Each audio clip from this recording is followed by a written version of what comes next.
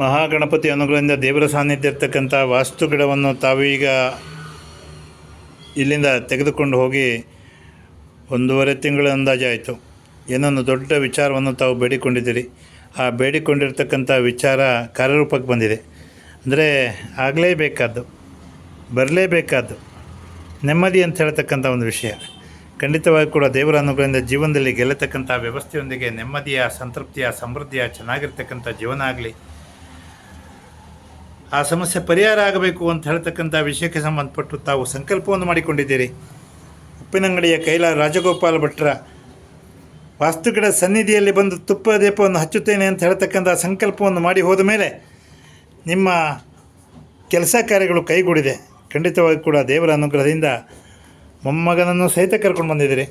ಸಂಪೂರ್ಣವಾಗಿ ತಾವು ಜೀವನದಲ್ಲಿ ಗೆಲ್ಲಿ, ಎಲ್ಲ ಒಳ್ಳೆಯದಾಗಲಿ. ಹಾಗೆ ದೇವರ ಅನುಗ್ರಹದಿಂದ ಮುಂದೆ ಆಗಬೇಕಾದ್ದು, ಬರಬೇಕಾದ್ದು, ಕೊಡಬೇಕಾದ್ದು ವ್ಯವಸ್ಥೆ, ನೆಮ್ಮದಿಯ ಬದುಕು, ಸಂತೃಪ್ತಿಯ ಜೀವನ, ಕುಟುಂಬ ಚೆನ್ನಾಗಿರ್ತಕ್ಕಂಥ ವ್ಯವಸ್ಥೆ ಆಗಲಿ ಅಂತ ಶ್ರೀ ಮಹಾಗಣಪತಿಯಲ್ಲಿ ಪ್ರಾರ್ಥನೆ. ಎಲ್ಲ ಚೆನ್ನಾಗಿ ಆಗ್ತದೆ.